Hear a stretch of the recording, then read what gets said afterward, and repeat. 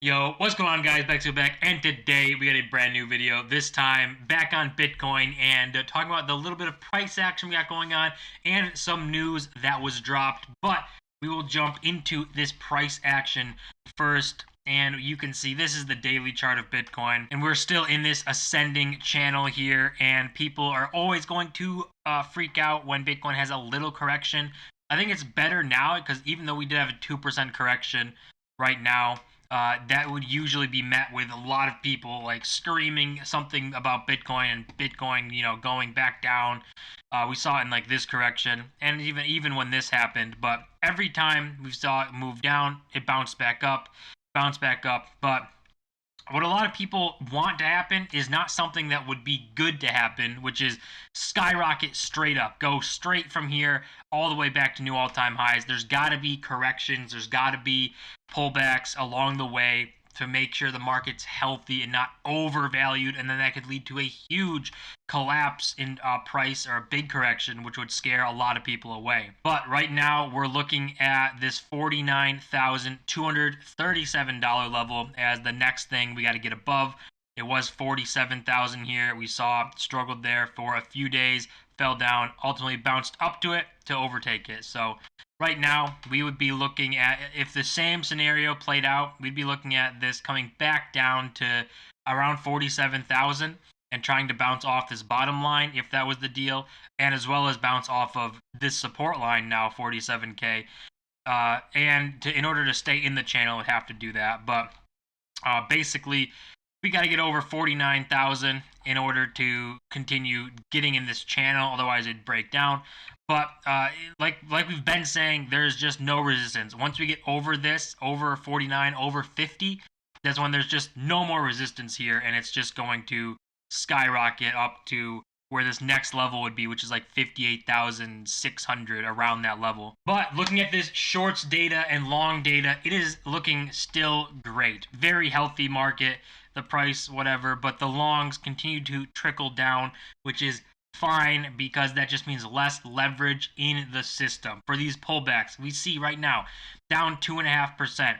That could trigger lots of liquidations if there was a lot of leverage being used, but there isn't. So this can be a nice little pullback correction for people to buy or buy the dip, and before we can launch back up to 49K, that level, and ultimately reach 50K, 60K, and then continue going up from there. But we see the shorts trending up again, up 8%.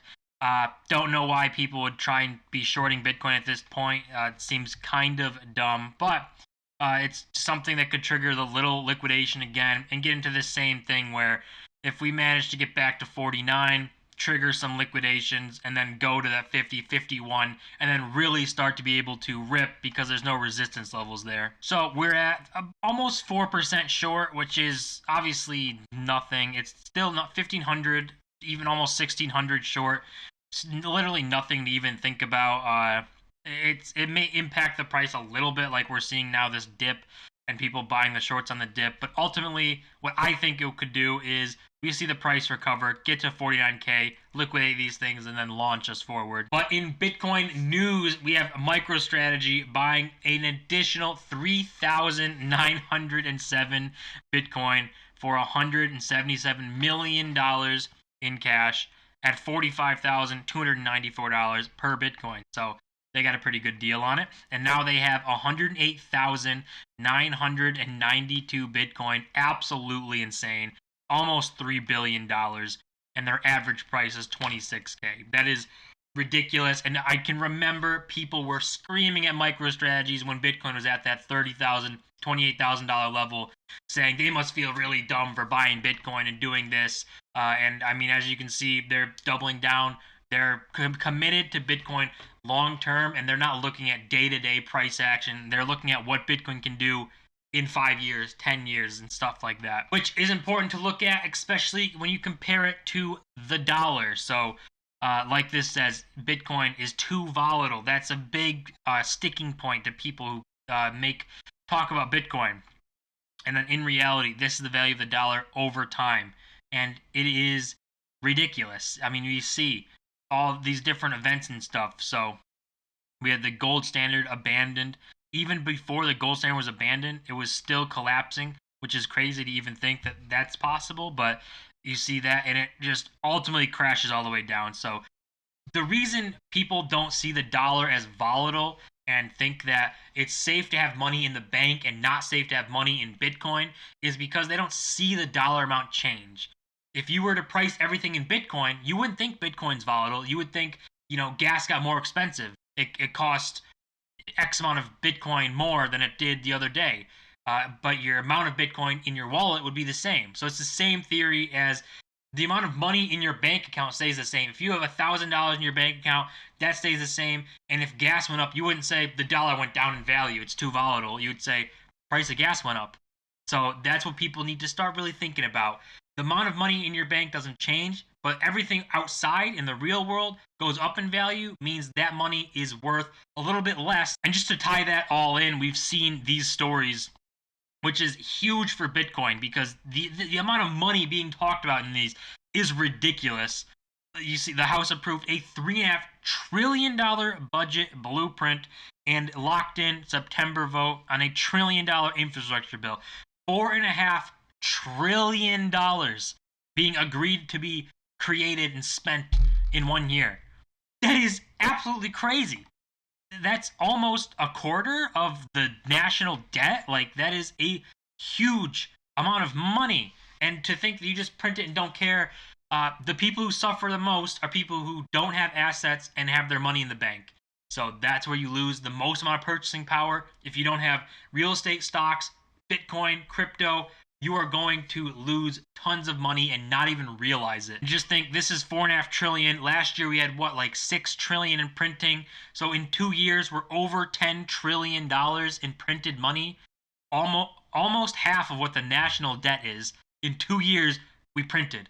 That is just crazy to even think about, and why Bitcoin is so important to actually save your money. And a couple of things here to talk about the Bitcoin network itself and why it is still doing absolutely great, and the fundamentals are looking great.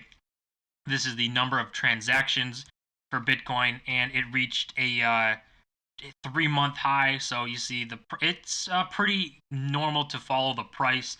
So when the price fell, the transactions fell. People stop, thinking about Bitcoin and stuff.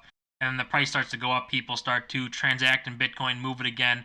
And we are a couple of days, a week or two away from El Salvador's Bitcoin law becoming law. And then we might see this actually go up a little bit more. It's not going to have a huge impact, but it'll be people using Bitcoin every day for daily things. So the Bitcoin network just keeps growing, and adoption continues to move in the right direction. And we also see the number of short-term Bitcoin holders at an all-time low.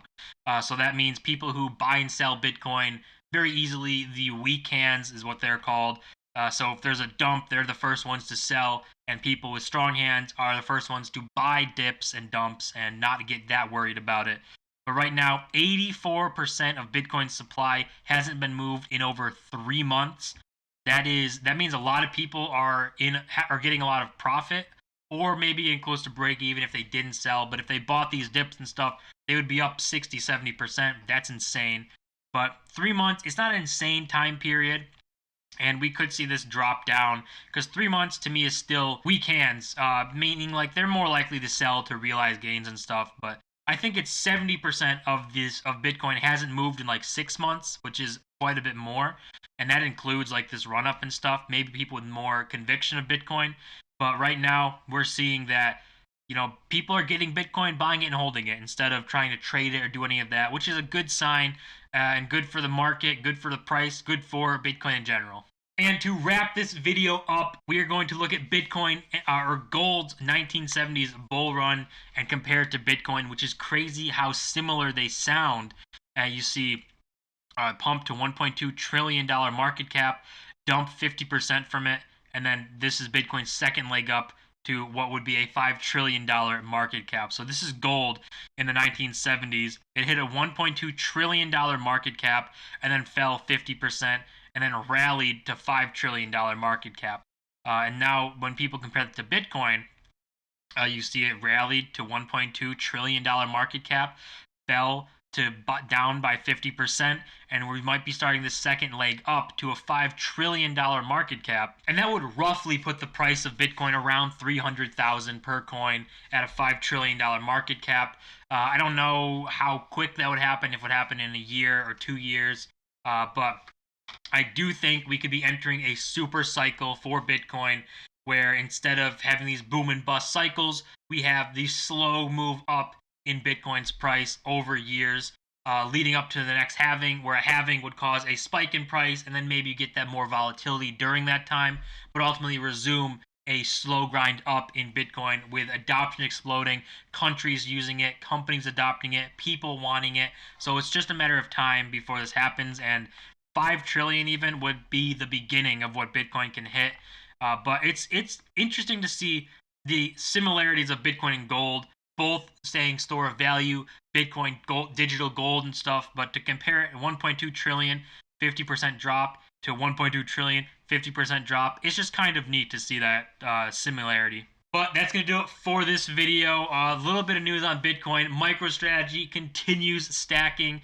Just love to see it. And Bitcoin could be on the leg up to a $5 trillion market cap. That would be great to see. But as always, guys, don't forget to smash that like button and subscribe. We're on the road to 1,000 subscribers. See you guys in my next video.